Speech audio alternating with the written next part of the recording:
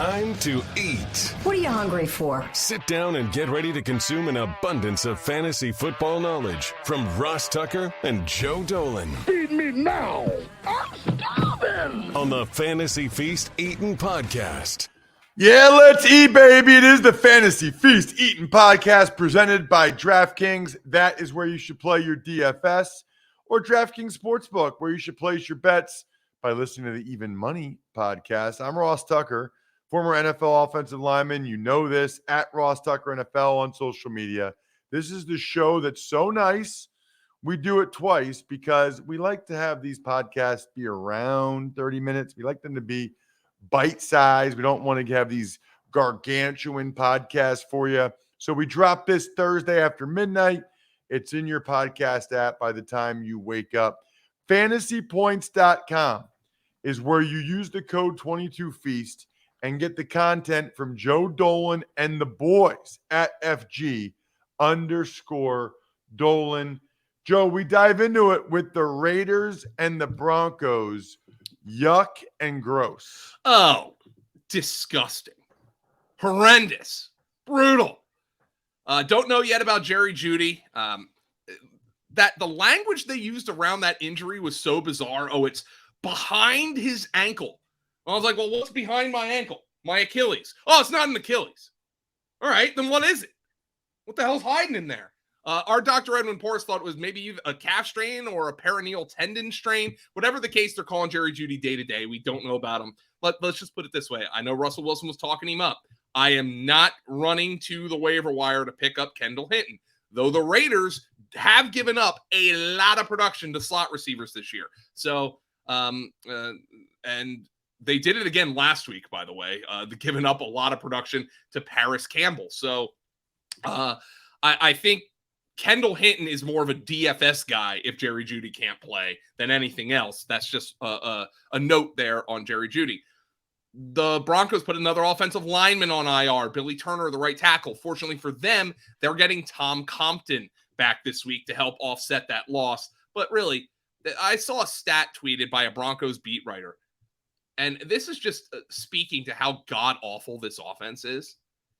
If the Broncos scored exactly 18 points in every game this year, they would be 8-1.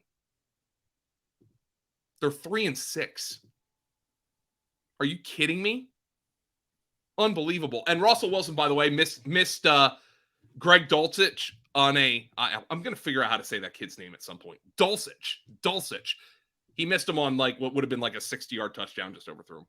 So Russell Wilson's still not playing well. This team can't run the ball. They didn't try to run the ball. And Cortland Sutton, he's really the only guy. Him and Dulcich are really the only guys I really like from the Broncos offense, unless you're playing DFS and Kendall Hinton gets the start and he's going to be basically min price against a slot funnel defense here. What about the Raiders? Well, do you like watching cornerback and wide receiver battles, Ross? I know you're a trenches guy, but can you appreciate a good corner wide receiver battle? Of course. Because you're about to get one. Potentially the best receiver in the league, Davante Adams, will show down with the best corner in the league for the second time this year. On the season, Patrick Surtain, he's allowed just 21 receptions and 178 receiving yards in his primary coverage. He's given up just 38.8 PPR fantasy points on the season, has Patrick Surtain. These two matched up in week 4. Adams accounted for 5 receptions, 54 receiving yards, and 10.4 fantasy points in Surtain's primary coverage. So basically 24% of the receptions Surtain's allowed, 30% of the receiving yards he's allowed, and 27% of the fantasy points Surtain has allowed all came from Davante Adams. Adams and DK Metcalf are the only 2 receivers to catch more than 2 balls on Patrick Surtain all year. And over the past 5 weeks, Surtain has allowed just 0.04 fantasy points per coverage snap, second lowest among all NFL cornerbacks. So think about that. 0.04 fantasy points per coverage snap. That means if you line up, the average receiver lines up over Patrick Surtain 25 times, it takes him 25 snaps to reach 1 fantasy point. 1! Of course, Davante Adams is not any receiver. Meanwhile, the Raiders finally got Josh Jacobs going again last week. He got in the end zone for the first time since his 3-touchdown torching of the Texans in Week 7. And the Raiders are obviously going to have to lean on him more following putting Renfro and Waller on IR. The Broncos did shut down Derrick Henry last week. And then given the fact that they'll shadow Patrick Surtain with Devontae Adams, probably isn't looking great for Josh Jacobs. The Raiders have no choice but to give him the football, though. Joe, I know what I'll be watching at 4:25 p.m. Eastern time. I'll be watching the Cowboys and the Vikings. I may be doing it via Sling TV because thankfully you can get the TV you love for a price you love thanks to our friends at Sling TV. So sick of all the high prices, endless contracts. Not Sling. It's the most valuable option when it comes to finding your favorite channels with the best deal for sports, news, and entertainment. Watch every touchdown live every Sunday afternoon with NFL Red Zone on Sling. Limited time, but you can get Sling Blue and add on Sports Extra with NFL Red Zone for half off your first month. Regular $46, now only $23. So you get the best deal on NFL Red Zone so you can catch all the touchdowns at the lowest price with Sling TV. Visit sling.com/DraftKings to sign up today. Joe, let's talk about those Cowboys and Vikings. Might be interested to learn here, Ross, that the Cowboys are favored in this game. 1.5 favorites, 47.5 being the total in this game. So that's interesting right off the bat. The Vikings are coming off a hugely emotional win, obviously against the Bills. So I'm just really fascinated overall by this particular matchup in general. Minnesota, by the way, it features in our worst matchups by matchup score in both run and pass here on the offensive line. So Minnesota, not expected offensive line, not expected to open a ton of rushing lanes for Dalvin Cook. Meanwhile, Dallas's passing pass rush gets to everybody. Kirk Cousins, I thought, engineered a comeback very well last week. He was pressured on over 40% of his dropbacks against the Bills and was sacked 4 times. Still managed to engineer the comeback. So good job by Kirk Cousins. But Minnesota, again, last week I talked about them. They're the same team every week with one new caveat. They have TJ Hawkinson. They continue to be the same team every week, just with TJ Hawkinson. I don't know how you sit any of their main players. You just got to acknowledge that there's a chance that one of them doesn't come through now because now they have TJ Hawkinson added to the mix. Cowboys on offense. Are they getting Zeke back? Does it make a difference? I mean, I think it probably does make a difference because they seem intent on using him, but Tony Pollard has been just outstanding without Ezekiel Elliott in the lineup. I mean, 25 more touches, 128 more yards, and a rushing touchdown against the Packers. CeeDee Lamb goes for 11 for 150 and 2 against Green Bay. And lost in Justin Jefferson's huge game last week is the fact that Stephon Diggs caught 12 passes against the Vikings. Gabe Davis went for 6 for 93 and a touchdown, though. Yes, I know they should have reviewed the one. So Minnesota was exploitable on the perimeter. I think this is going to be a potentially high-scoring game. It's 47.5. It is the second highest number on the Sunday slate, on the overall slate, quite frankly. And it's the highest total on the DraftKings main slate because Kansas City and the Chargers is Sunday night. So I think you start your Cowboys and you start your Vikings in this game. I have been disappointed, though, by Michael Gallup, who just is not giving the Cowboys enough. Wide receiver remains a huge need for the Cowboys. Do wonder if Odell Beckham will be making his appearance in Dallas. Bengals are at the Steelers. Bengals off a bye. The Steelers kind of got their run game going a little bit. Joe, I actually saw Najee Harris have a long. I feel like both of his long runs, he got master blasted on it. I still think Jaylen Warren's more productive. Yeah, well, that's the funniest part. Najee Harris almost ran for 100 yards in this game, but he didn't catch a pass. So despite Najee having the best game he's had all season, really from a aesthetic standpoint, not from a fantasy standpoint, but just from pure aesthetics, Jaylen Warren actually outscored him for fantasy purposes because of the production in the passing game. So I think both of those guys are kind of RB2 flex options right now. You might not have a choice but to play them as RB2s this week with the 4 teams that we have on bye this week. It's a brutal bye week, Ross. I didn't mention that. I didn't mention that on yesterday's podcast, but with the Jaguars, the Seahawks, the Bucks, and the Dolphins on bye, that's a lot of key fantasy players that people will not have this week. So you might have no choice but to play Jaylen Warren as kind of your RB2. Pittsburgh getting 4 in this game. 41 is the total, so they're not expecting a lot of points. Deontay Johnson and George Pickens, both kind of wide receiver 3s right now.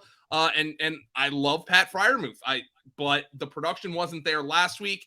But I do love Pat Freiermuth, and with Zach Ertz and Dallas Goedert going down, I don't think there's any question that Freiermuth's an every week tight end 1 based on his projected usage. He had 7 targets last week against the Saints. What is there to be said about the Bengals this week? So, number one, Jeremy Fowler of ESPN, there was a little report today that he thinks Jamar Chase has a chance to be back in week 12 against the Titans. That's great news. Remember, they didn't put him on IR. I will throw this out there because it's interesting. According to offensive and defensive line mismatches by Fantasy Points data, the Bengals have the biggest positive mismatch in the passing game, which might surprise some people. Now, that's good news for the Bengals because their pass rate over expectation has absolutely skyrocketed. They're throwing the ball, basically on every down. Now, on the flip side, Pittsburgh's quarterback pressure rate, which has been atrocious, is not representative of the Pittsburgh defense Joe Burrow is going to face this week. TJ Watt is back, and that makes a massive difference for the Steelers. It goes without saying. Pittsburgh's pressure rate in week 10 with Watt back was their biggest since week 4.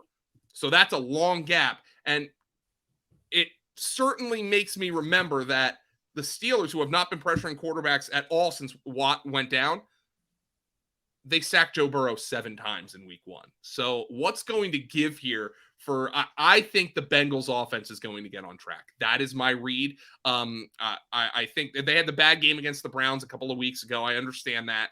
But I do think the Bengals are going to answer for their sins in their week 1 loss to the Steelers. That's a gut feeling for me this week.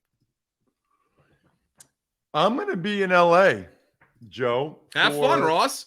Yeah, not very long. I've got the Army-UConn game, then I fly out to LA, then I do Chiefs-Chargers, and I fly right back.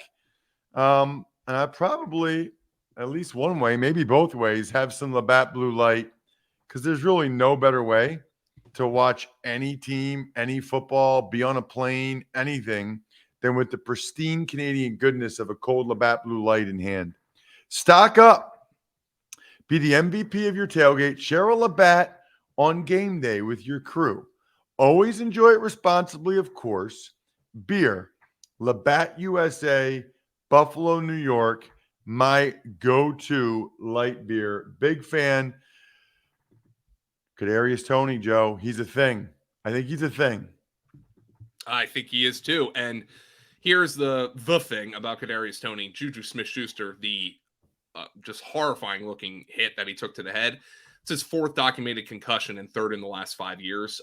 I would not anticipate Juju Smith-Schuster playing this week. Again, I know the concussion process is not linear, but if Juju doesn't play, I think Kadarius Toney is going to be a big-time fantasy option for the Steelers. And maybe even if he does play, I think he could be a big-time fantasy option for the Steelers.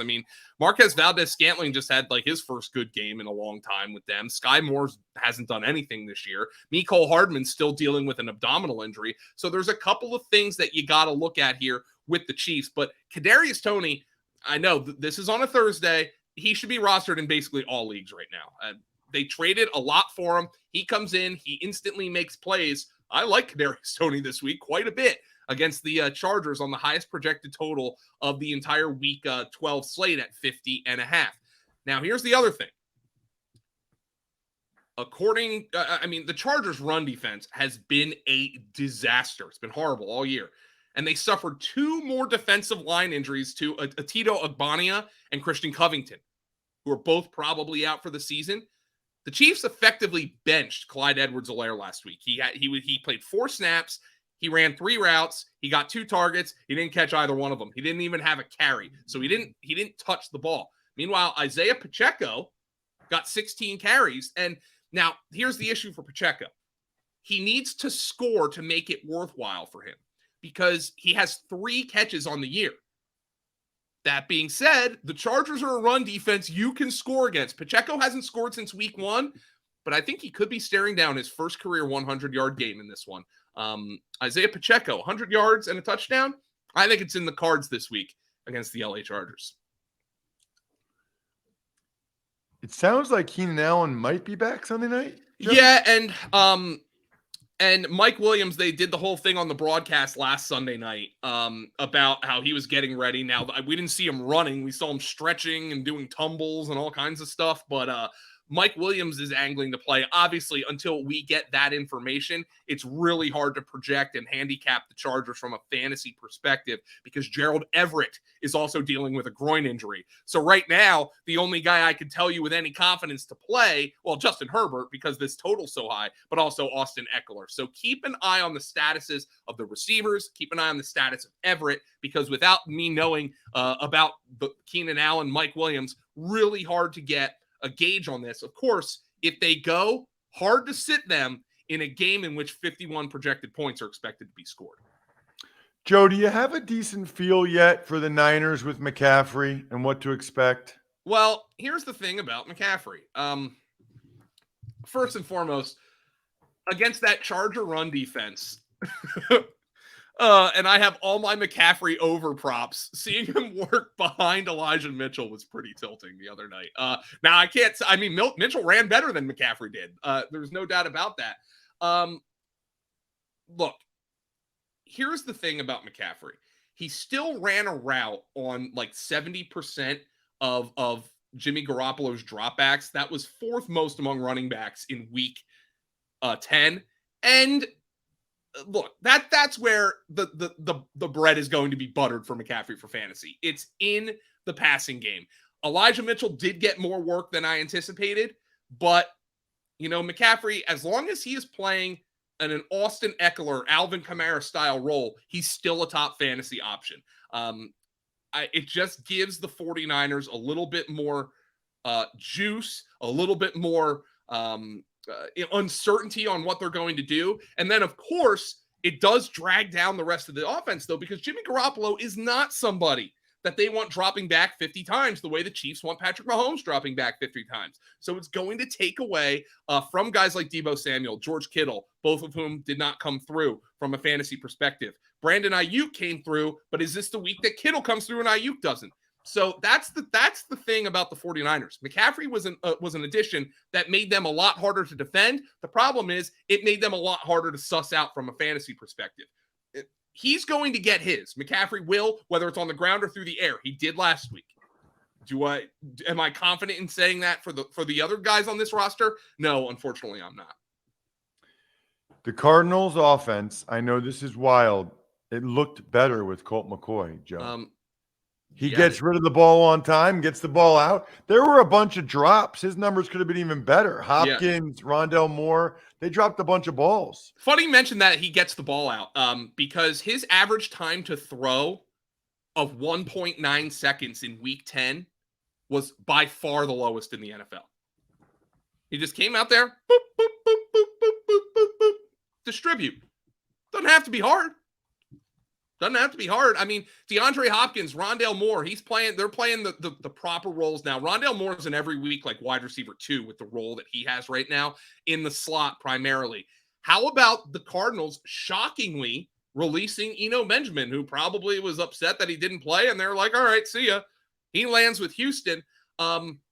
James Conner, though, we've got the Cardinals as the second worst run grade offensive line, defensive line matchup of the entire week behind just the Patriots, who I talked about on yesterday's podcast.